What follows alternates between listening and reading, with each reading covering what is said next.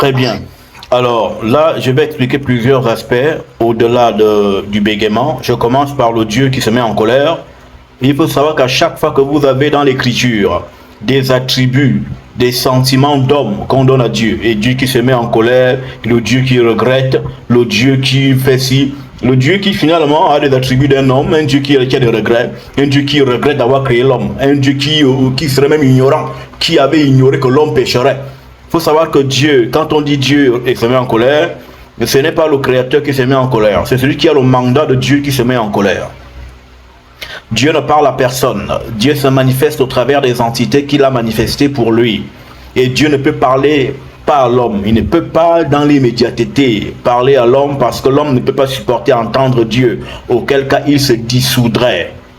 Donc Dieu envoie, s'il faut le dire ainsi, suscite des entités les plus basses en vibration qui peuvent correspondre à la vibration de l'homme et que l'homme peut entendre. Et ces entités les plus proches de l'homme, ce sont celles qu'on appelle les anges. C'est aussi les ancêtres.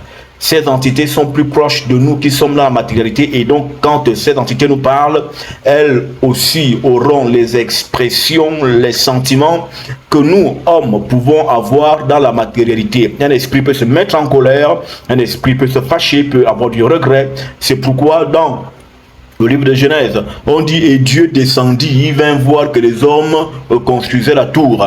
Comment est-ce que Dieu a-t-il besoin de descendre pour venir voir? Lui qui est omniscient, omnipotent, omniprésent. C'est parce que dans son omniscience, dans son omnipotence, dans son omni-là, il délègue, il manifeste et suscite des entités. Ce sont elles qui agissent au nom de Dieu et qui sont passées pour Dieu. Et c'est pourquoi encore peut-on lire que Dieu parlait à Moussavou, à Mose, à Mamose, vis-à-vis, sans énigme, par le biais d'une représentation. Donc même à Mose, Moussavou, Mosen, Dieu lui parlait par l'entremise d'une représentation d'une entité. Mose n'a jamais vu Dieu, le Créateur, mais ce sont les manifestations divines ayant le mandat de Dieu, portant titre de Dieu, qui agissent au nom de Dieu et qui pourraient avoir et qui donnent à Dieu des émotions, des sentiments, des actions, des réactions de l'homme, que puisse avoir l'homme. D'où on peut lire un Dieu qui regrette, un Dieu qui se repent. Dieu se repentit d'avoir fait l'homme. Mais comment ça Dieu peut se repentir? Est-ce qu'il a un nom pour se repentir? Mais on le lit.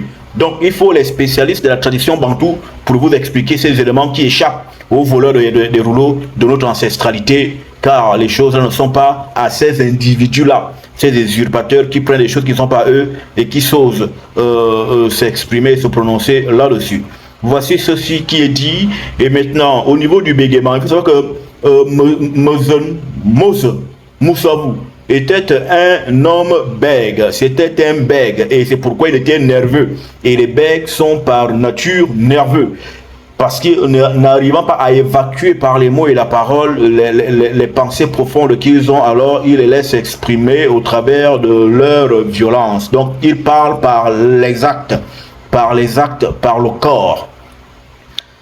Alors, est-ce que ceci est causé par quelque chose? Oui, on ne peut pas donner une raison spécifique de l'origine du bégaiement, mais il faut dire que lorsque une personne naît avec cet handicap de bégaiement, c'est qu'il y a quelque chose qu'il faut faire derrière. Certainement une personne à qui, un homme mystique, dans le cas de Mose, qui naît avec des difficultés de langage, c'est pour conserver en lui un fort taux de puissance et de pouvoir, parce que moins vous parlez, plus vous condensez au-dedans de vous un champ vibratoire important. C'est pourquoi les hommes sont plus forts physiquement que les femmes, parce qu'ils condensent au-dedans d'eux des taux d'énergie importants, parce que la parole est dépensière. C'est pourquoi les femmes sont moins fortes matériellement que les hommes, parce qu'elles parlent beaucoup. Une femme, ça parle beaucoup et c'est moins fort sur le plan physique.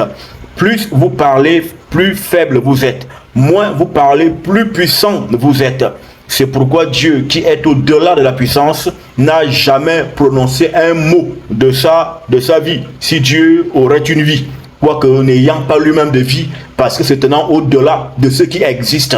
Parce que l'existence n'est que ce qui a été prononcé, ce qui a été appelé à existence. Dieu n'a jamais été appelé à l'existence. Donc, Dieu est hors de l'existence, mais il se fait exister par ce qui a été prononcé. Et quand je dis ça, je vais poursuivre en disant que ce qui a créé, ce n'est pas Dieu. Dieu est le plus grand bègue de l'univers. Le créateur s'appelle l'esprit. C'est lui que Tariyo, Tatanzambe, Dieu et You suscite et c'est lui qui crée. C'est pourquoi est-il écrit que tu envoies ton esprit et ils sont créés. Tu envoies ton esprit. C'est l'esprit qui va et qui crée. Et c'est pourquoi nous avons en nous la marque du créateur, qui n'est autre que l'esprit. Et c'est pourquoi c'est dans l'esprit et dans la vérité qu'on adore Dieu. Parce que c'est l'esprit qui est notre Père. Et quand nous devons nous dissoudre, l'esprit se retire de nous et la poussière retourne à la poussière et notre âme, soit elle se dissolve, soit elle monte dans les fréquentations mystico-spirituelles du haut astral. Et c'est là, à ce niveau-là, que les esprits deviennent des esprits ancestraux. Car les ancêtres sont les âmes qui ont gardé la conscience d'elles et qui sont montées dans les dimensions mystico-supérieures de la dimension astrale. Et c'est à ce niveau-là justement que des grands esprits, comme nous autres, pouvons entrer en contact avec ceux que nous avons été dans des vies antérieures et parler avec nous-mêmes dans ces dimensions de l'intermédiarité. Donc, le langage est donc un symbole et un signe de faiblesse. Et quand on est bègue, le bégaiement peut avoir plusieurs origines, traumatisme ou encore parce que les entités supérieures voulant vous faire emmagasiner beaucoup plein d'énergie, alors on ne vous laisse pas développer les cordes vocales. Et vous constaterez que les gens très dangereux, c'est les gens qui parlent le moins, parce que toutes leurs forces sont enfuies au-dedans d'eux.